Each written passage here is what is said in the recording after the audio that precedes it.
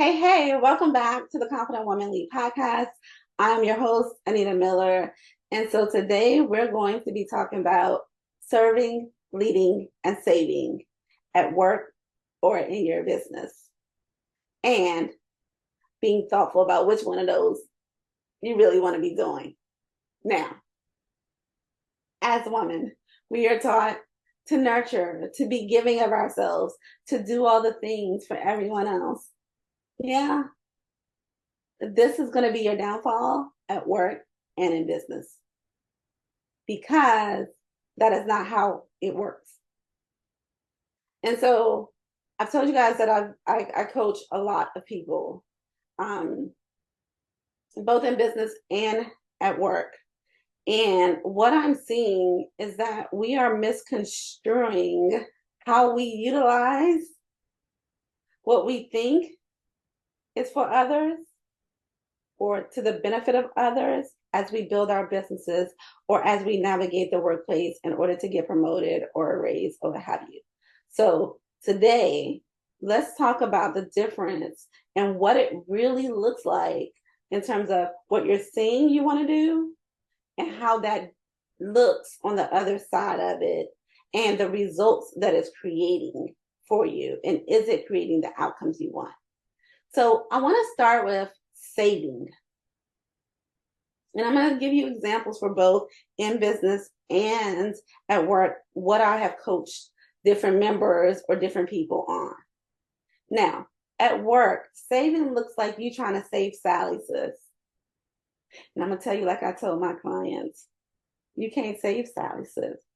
Sally doesn't want you to save her. Sally don't even believe you have the power to save her. Yet, you are trying to save her. And that doesn't mean that I don't believe that we should speak up when we see something going wrong. I'm saying I want you to be thoughtful about why you want to save her. Are you saving her because you wish somebody would have saved you, would have come to your defense? Are you saving her under the guise of, I was just trying to mentor her? Are you saving her under the, I thought we could have open and candid conversations, and then it turns out she didn't like it? Because you were trying to save her from some of the challenges that you've had in your career, even though she didn't ask you for that information. Right? Or in business, are you picking a demographic to work with because you want to save them? Now, myself included. That's why I can give you this example, and that's why I can say it the way I can say it, because it was a challenge of mine. The spirit of saving is not for the benefit of other people. It is for the benefit of your pride. It is for the benefit of your ego. It is for the benefit of your own trauma that is unhealed. The spirit and energy for which you are moving in terms of wanting to save people. And let me tell you what saving people sounds like. Saving people sounds like, I want to have, let's say, a low cost program because I want it to be accessible to all people who look like me, because I wish I would have had the opportunities that I'm going to provide people. You see the number of eyes? It looks like I want to provide a solution to low income people because I feel like they are not getting what they need. And I have been called to break generational curses. You see the eyes? It sounds like I want to work with Black women because I know what it's like to have the experiences that we have. And so I know that they need to do X. And I'm going to tell them what they need to do. You see the eyes?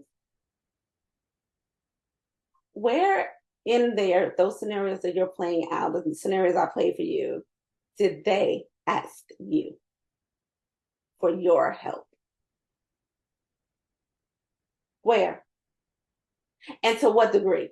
So if your answer is, but they did, they said, to what degree? To what extent did they ask for your help? Did they ask for level 2 help and you gave them level 8? Because you think that you know what's best for their life. And so you're spending all your energy trying to save folks. This goes for those of us, those of you who are also in these meetings who see that the project ain't gonna project the way the project's supposed to project, but that project don't belong to you. And instead of being quiet, you try to save the project. Why? So that they can think that you are smart? So that they can find you valuable? But is that what they took from that? Because I'm going to say no, they didn't. What they took from that was that nobody asked you. That's what they took from it, most likely. Saving people, saving situations is more about you, unhealed trauma, you, your pride, you, your ego. Now, for myself, for some of the women I coach, we also often say, but I know that this is the vision or purpose that God gave to me. Is it though? Did God tell you how to do it? Or did God just tell you what to do? I would have told you that God gave me a vision, and He did, for this business. And He did. But God actually never said only work with Black women. I decided that. God never said work with all women. I decided that.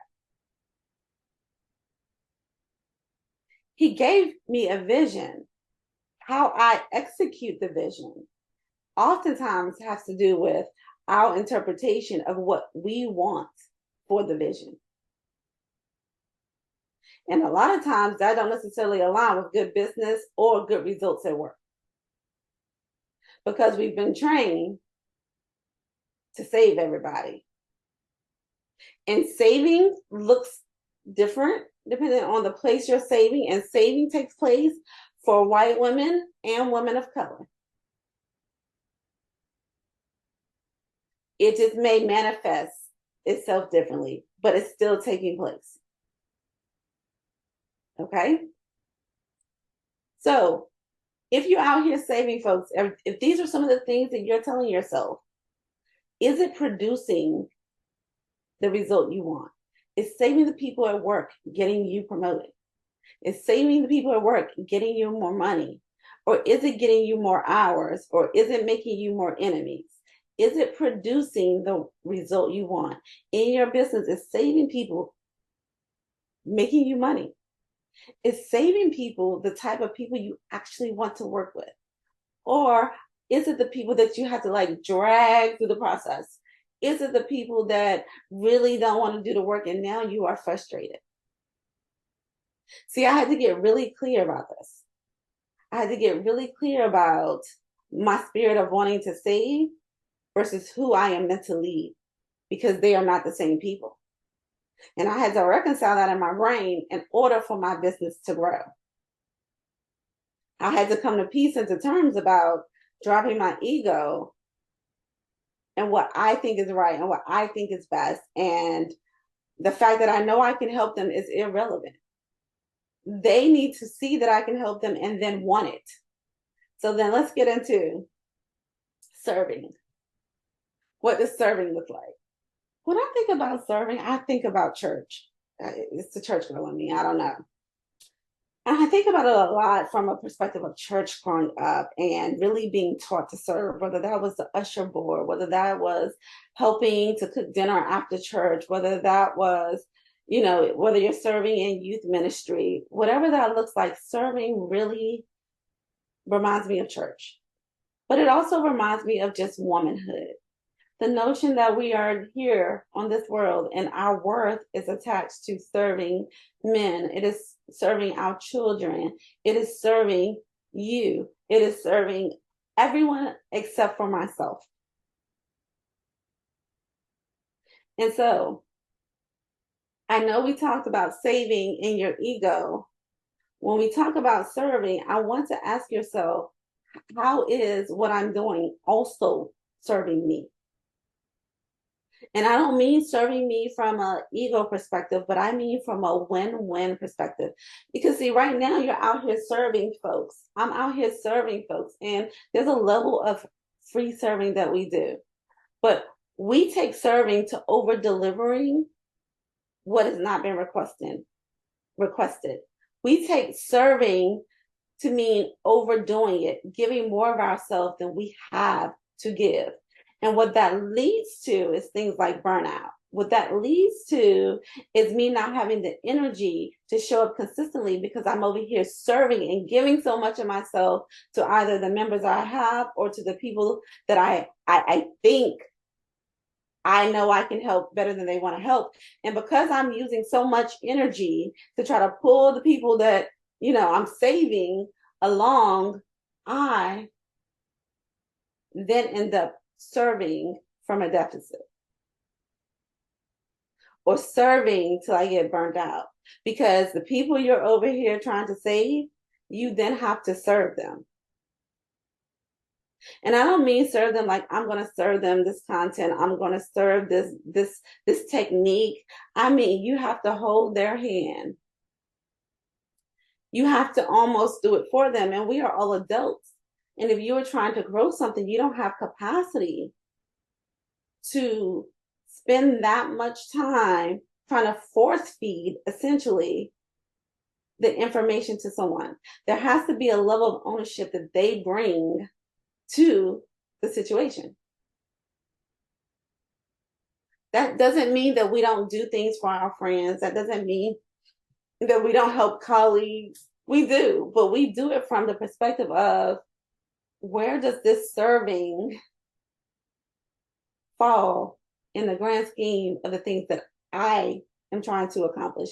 Where does this serving fall in the vision that's been given to me? How am I serving the vision in a way that pushes the vision forward versus just me serving other people, while my vision for my career, while my vision for my family, while my vision for my business is suffering or lacking? So we've talked about saving. We've now talked about serving. Let's get into what it looks like to lead. When you lead, you don't have to pull people. When you lead, you don't have to save people. When you lead, all you have to do is stand tall and demonstrate your leadership. And the people who are ready to be led will come to you. The people who are ready to be led will come to you, and they will do the work. So at work, right now, you're trying to do everything but lead because you're telling yourself that I don't hold any power where I sit. Not true. I can lead from any seat.